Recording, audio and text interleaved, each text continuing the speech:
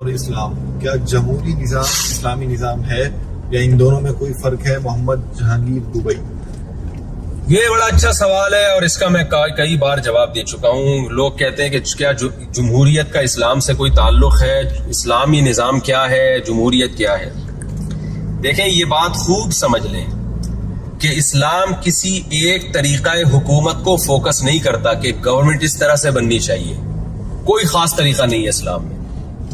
یہی وجہ ہے کہ نبی صلی اللہ علیہ وسلم نے کوئی خاص طریقہ نہیں بیان کیا، کوئی اسپیسیفک طریقہ، کیونکہ حالات کے لحاظ سے وہ طریقے چینج ہو سکتے ہیں، اس لیے اسلام نے اس میں لچک رکھی ہے تاکہ قیامت تک اسلام چل سکے۔ آپ دیکھیں نبی صلی اللہ علیہ وسلم کے بعد صحابہ نے مشورے سے حضرت ابو بکر کو بنایا، کیونکہ کچھ ایسی روایات تھیں جن سے پتہ چلتا تھا، واضح حدیث تھیں کہ پتہ چلتا تھا کہ آپ صلی اللہ علیہ وسلم چاہتے ہیں کہ میرے بعد ابو بکر بنے، لیکن آپ نے صاف لفظوں میں نہیں کہا کہ میرے بعد ابو بکر خلیفہ ہوں گے، یہ نہیں کہا، لیکن اشارے دے دیے، اپنے مصلے پہ کھڑا کر دیا، اور سب سے نبی کے کلوز وہی تھے تو اس لیے ان کو بنا دیا گیا۔ حضرت ابو بکر رضی اللہ تعالیٰ عنہ نے کیا کیا، خود سے سلیکشن کی کہ میرے بعد عمر ہوں گے، کوئی الیکشن نہیں کروایا آپ نے، نہ حضرت عمر نے کوئی تلوار اٹھا کے لڑائی لڑ کے حکومت پہ گورنمنٹ پہ قبضہ کیا۔ حضرت ابو بکر نے سمجھا کہ میرے لیے اس امت کے لیے عمر سے بہتر کوئی نہیں ہو سکتا، تو لوگوں سے کوئی رائے پر مجبور نہیں ہوئے حضرت ابو بکر، بلکہ فیصلہ سنا دیا میرے بعد یہی ہوں گے۔ تو اس سے پتہ چلتا ہے کہ بادشاہ یا خلیفہ اگر یہ کہہ دے میرے بعد یہ بندہ ہے تو وہ بھی ٹھیک ہے، اگر وہ اس میں دیانتداری سے کام لے رہا ہے، لوگوں کے ساتھ خیانت نہیں کر رہا۔ پھر حضرت عمر نے کیا کیا، 6 آدمیوں کی کمیٹی بنا دی، 6 آدمیوں کی کمیٹی بنا دی اور کہا کہ یہ 6 سلیکٹ کریں گے۔ اس میں بھی یہ نہیں ہے کہ پورے الیکشن کروائے ہوں پوری اسلامی ریاست سے، بھئی یہ 6 ہی ہیں، انہی میں سے کسی ایک کو سلیکٹ کرنا ہے۔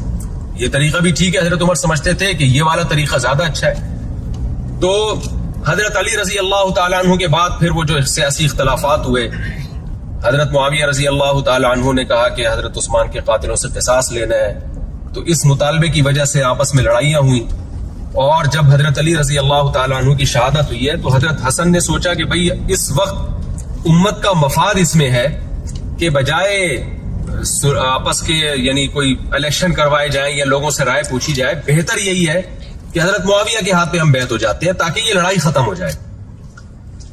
تو حضرت حسن کی نظر میں یہ شرعی طریقہ تھا کہ بھئی طاقت ان کے پاس ہے، قوت ان کے پاس ہے، ہمارے پاس بھی ہے، لیکن 2 طاقتیں اکٹھی ہوں گی تو اتحاد نہیں ہوگا، ایک طاقت دستبردار ہو جائے دوسرے کے حق میں۔ حضرت حسن کو لوگوں نے کہا بھی کہ یہ تو ذلت کی بات ہے، عار کی بات ہے کہ آپ کے والد کی لڑائی ہوئی اور آپ ان سے بیعت ہو رہے ہیں۔ تو انہوں نے کیا فرمایا کہ میں جہنم کی آگ پر اس ذلت کو ترجیح دیتا ہوں، میں نہیں چاہتا کہ مسلمانوں کے 2 گروہ آپس میں لڑیں۔ تو حضرت علی معاویہ کے حق میں وہ دستبردار ہو گئے اور حضرت معاویہ اس وقت مسلمانوں کے برحق خلیفہ بن گئے۔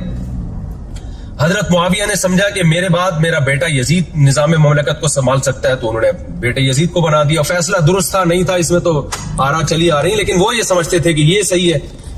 تو اسلام نے اسپیسیفک کوئی خاص طریقہ حکومت بنانے کے لیے متعین نہیں کیا۔ ہاں یہ ضرور اسلام نے بتایا ہے کہ جب کوئی حاکم بن جائے گا تو بے شک غلط طریقے سے ہی بنے، وہ بننے کے بعد اس کی اطاعت کرنی ہے آپ نے۔ بخاری کی حدیث ہے، اسمعوا وَأَطِيعُوا وَلَوْ سُلِّطَ عَلَيْكُمْ رَجُلٌ حَبْشِيٌّ كَأَنَّ رَأْسَهُ ذَبِيبًا۔ آپ صلی اللہ علیہ وسلم نے فرمایا سنو اور اطاعت کرو اگرچہ تم پہ حبشی غلام مسلط کر دیا جائے۔ کیا مطلب؟ غلام حبشی جو کسی بھی لحاظ سے حاکم بننے کا، خلیفہ بننے کا اہل ہی نہیں ہے، اور ہوا بھی تم پہ مسلط ہے، یعنی پبلک نہیں چاہ رہی تھی اس کو، لیکن طاقت کے زور سے ظلم کرتا ہوا آ گیا اور تمہارا بادشاہ بن گیا، خلیفہ بن گیا، ملک کا سربراہ بن گیا، اور فرمایا پرسنالٹی بھی نہیں ہے کوئی اس کی، کأن رأسہ ذبیبہ، سر کشمش کی طرح پچکا ہوا ہے اس کا، تو یعنی بھیجے کی جگہ ہی نہیں ہے اس کے اندر نا، گویا کہ۔ تو ایسا عجیب و غریب آدمی بھی اگر زبردستی مسلط ہو کے سربراہ بن گیا، سربراہ کی ڈیفینیشن کیا؟ اس کے ہاتھ میں پاور آ گئی، تو آپ صلی اللہ علیہ وسلم نے فرمایا اس کی بھی اطاعت کرنی ہے۔ وجہ اس کی یہ کہ وہ غلط طریقے سے آیا، ظلم کرتے آیا، لیکن جب آ گیا تو اس کو ہٹانے میں اور زیادہ ظلم ہو جائے گا، لوگوں کی لاشیں گریں گی، لوگوں کا خون بہے گا، کوئی بات نہیں، بڑی مصیبت سے بچنے کے لیے اس چھوٹی مصیبت کو برداشت کیا جائے گا۔ بڑی مصیبت کیا؟ اگر اس کو ہٹانے کی کوشش کریں گے تو خون خرابہ ہوگا، اور اس کو ہٹانا آسان بھی نہیں ہے، ظاہر ہے آسان ہوتا تو اس کو آنے ہی نہ دیتے نا۔ تو ابھی آ گیا کسی بھی طریقے سے، تو کوئی بات نہیں، امت کے اتحاد کو برقرار رکھنے کے لیے اس کو فالو کیا جائے گا. تو اب اس سے آپ سمجھیں کہ اسلام میں کوئی اسپیسیفک خاص طریقہ نہیں ہے. تو اب اگر دنیا میں جمہوری نظام رائج ہو گیا ہے تو اس کے سائیڈ افیکٹ بھی بہت ہیں اور فائدے بھی ہیں، دونوں چیزیں ہیں. تو اگر ہم دیکھیں گے اس کے فائدے زیادہ ہیں، نقصان کم ہے، اس طریقے کو ہم جائز قرار دیں گے، مفید قرار دیں گے. اور اگر ہم یہ سمجھتے ہیں کہ اس کے نقصانات زیادہ ہیں، فائدے کم ہیں، تو اس کو ہم پھر پروموٹ نہیں کریں گے. اب موجودہ جو جمہوریت جو سیٹ اپ چل رہا ہے نا، پہلے تو میں جمہوریت کی بات کرتا ہوں کہ فائدے جمہوریت میں زیادہ ہیں یا آمریت میں زیادہ ہیں. دیکھیں کچھ فائدے آمریت میں ہوتے ہیں، کچھ جمہوریت میں ہوتے ہیں. جنرلی میں ایک اصول اور ضابطہ بیان کرتا ہوں. آمریت میں فائدہ کیا ہوتا ہے؟ فائدہ یہ ہوتا ہے کہ جو آمر ہوتا ہے نا، جو ایک سربراہ ہوتا ہے، وہ کوئی فیصلہ کرنے میں شورا کا محتاج نہیں ہوتا. مشورہ تو لے گا، وہ محتاج نہیں ہوتا. اس سے کیا ہوتا ہے؟ فیصلے جلدی جلدی ہوتے ہیں. وہ یہ سمجھتا ہے کہ یہ کنٹری میرا ہے، اس کو میں ترقی دوں گا تو میرا فائدہ ہے، اور پتا ہے کہ میں جب تک زندہ ہوں تو کوئی آ نہیں سکتا یہاں پہ. تو وہ اون کرتا ہے کنٹری کو، وہ سمجھتا ہے میرا ملک ہے، ڈیولپمنٹ کا کام ہوگا، امن ہوگا تو میرا فائدہ ہے. اس لیے جہاں بھی بادشاہت ملے گی نا آپ کو، وہاں امن اور سکون آپ کو بہت ملے گا، اور ترقی کے کام بہت. سعودی عرب کی مثال آپ کے سامنے، بادشاہت ہے تو بادشاہ لوگ کیا کرتے ہیں؟ ٹھیک ہے عیاشی بادشاہ لوگ کرتے ہیں، لیکن قوم کا بھی خیال کرتے ہیں. ان کو پتا ہے بھی ہمارا کنٹری ہے، یہ اگر غریب ہوگا، یہاں سڑکیں ٹوٹی ہوئی ہوں گی، ہمارا نقصان ہے. تو یہ فائدے ہوتے ہیں آمریت میں. لیکن جمہوریت میں یہ فائدے نہیں ہوتے. جمہوریت میں پتا ہے وزیر اعظم صاحب کو کہ میں 5 سال کے لیے آیا ہوں، میں اگر کوئی پروجیکٹ شروع کروں گا تو 5 سال میں ہو سکتا ہے بہت سارے نہ ہوں، اگلے 10 سالوں میں ہوں، وہ جا کے اگلی حکومت کیش کرا لے گی. تو اپنے 5 سال مجھے کھانے کے لیے ملے تو وہ اون نہیں کرتا کنٹری کو، وہ سمجھتا ہی نہیں کہ میرا کنٹری ہے. وہ کہتا ہے 5 سال مجھے کھانے پینے کے لیے ملے تو دبا کے پھوڑو یہاں پہ. جو ہمارے یہاں جیسے ماشاءاللہ ہمارے سربراہان پھوڑتے پھاڑتے رہے اور بہت کچھ بنا لیا ماشاءاللہ انہوں نے. تو وہ اون ہی نہیں کرتا، وہ اپنا سمجھتا ہی نہیں ہے، اپنائیت کا اس کو احساس ہی نہیں ہوتا کنٹری میں. لہذا وہ، اور پھر جو فیصلے کتنی مشکل سے ہوتے ہیں. ایک ڈیم بنانا بھی دیکھیں نا، سیلاب میں جو تباہ کاریاں ہوئی ہیں کیوں ہوئی ہیں؟ کیونکہ ملک میں جمہوری نظام ہے، اس کی وجہ سے تباہی بہت پھیلی ہے. ڈیم بنانے سے پہلے ہر ایک سے پرمیشن لینی ہے، تو لوگوں کے سیاسی مفاد آ جاتے ہیں. کوئی کہتا ہے بناؤ، کوئی کہتا ہے نہیں بناؤ، وہ کوئی فیصلہ ہی نہیں ہوتا، پینڈنگ میں چلے جاتے ہیں سارے فیصلے اور ملک تباہ ہوتا رہتا ہے. اس میں عوام کو بیوقوف بنانا بھی آسان ہوتا ہے جمہوری طرز نظام میں. تو یہ جمہوری حکومت کے سائیڈ افیکٹ ہیں. لیکن کچھ فائدے ہیں جمہوری حکومت کے. وہ فائدے یہ ہیں کہ کوئی بڑا نقصان بھی پھر اتنے آرام سے نہیں ہوتا. غلط فیصلہ کرتے ہوئے بھی اس کو جو ہے نا اسمبلی سے قانون پاس کروانا ہوتا ہے، اکثریت کی رائے لینی ہوتی ہے. تو غلط فیصلے بھی پھر جیسے اچھے فیصلے نہیں ہو پاتے تو غلط بھی نہیں ہو پاتے. جبکہ آمریت میں بادشاہ سلامت کی اگر کھوپڑی گھوم جائے، سربراہ کی کھوپڑی گھوم جائے اور وہ کوئی کچھ بھی کر لے تو کوئی پوچھنے والا نہیں ہوتا. تو وہاں یہ بھی ہوتا ہے کہ ظلم بھی بعض دفعہ بہت ہوتا ہے کہ بادشاہ سلامت کی مرضی چل رہی ہوتی ہے، بہت سے بے گناہ لوگوں کو بلا وجہ جیل میں ڈال دیا ہوتا ہے، چھوٹی چھوٹی باتوں پہ سزائیں اتنی سخت دے رہا ہوتا ہے کہ پوچھنے والا نہیں ہوتا اس کو. تو یہ سائیڈ افیکٹ ہوتے ہیں. تو اس لیے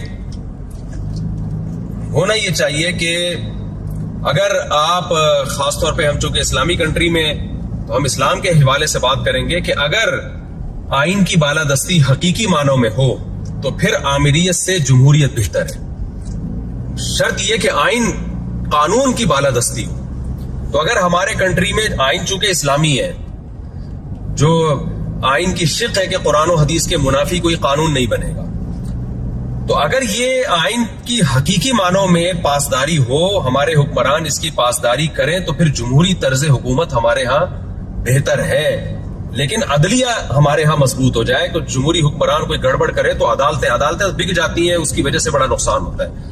کیونکہ پھر آمریت میں یہ ہوگا کہ وہ غیر شرعی قوانین بھی، دیکھیں نا جنرل مشرف نے کیا کیا، زبردستی عدالتی خلا کو رائج کر دیا ہمارے معاشرے میں. اب اس کی وجہ سے پورا خاندانی نظام ہی تباہ و برباد ہو رہا ہے. اگر جمہوری حکومت ہوتی تو یہ عدالتی خلا اتنے ذریعے نہیں، اتنے آرام سے نہیں ہو سکتا تھا، کہ اس میں ظاہر ہے اس کو پرمیشن لینی پڑتی اسلامی نظریاتی کونسل سے، اور بہت کچھ ہوتا، اس کے بعد جا کے احتجاج بھی ہوتا. لیکن جنرل مشرف نے ایک آرڈر دیا اور اٹھا کر کے وہ کسی کو پتہ ہی نہیں، اور وہ سارا سیٹ اپ ہی برباد کر دیا. سودی نظام، جو سپریم کورٹ نے جو سود کے خلاف قانون پاس کیا، جنرل مشرف نے ڈنڈے کے زور سے اس کو کالعدم قرار کروا دیا، کالعدم کروا دیا اس کو. لیکن اس کے بعد دوبارہ کالعدم ہوا. وجہ اس کی ہے کہ عدالتیں مضبوط نہیں ہیں. تو اگر عدلیہ مضبوط ہو اور آئین کی حقیقی معنوں میں بالادستی ہو تو پھر جمہوری نظام وہ بہتر ہے, کیونکہ اس میں جمہوریت جو ہے, ہماری جو حکومت ہے وہ اسلام کی پابند ہوگی اگر آئین کی بالادستی ہو. آج وہ اسلام کی بولنے کی حد تک پابند ہے, حقیقت میں وہ اسلام کی پابندی نہیں کرتے. تو اور اگر آئین کی بالادستی نہیں ہے تو پھر آمریت بہرحال ہم سمجھتے ہیں کہ وہ زیادہ بہتر ہے, کیونکہ اس طرز حکومت میں جو ہمارے کنٹری میں چل رہا ہے اس میں ملک کا بیڑا غرق ہونے کے علاوہ کچھ بھی حاصل نہیں. کیا والدین کے قدم چومنا جائز ہے؟ عارف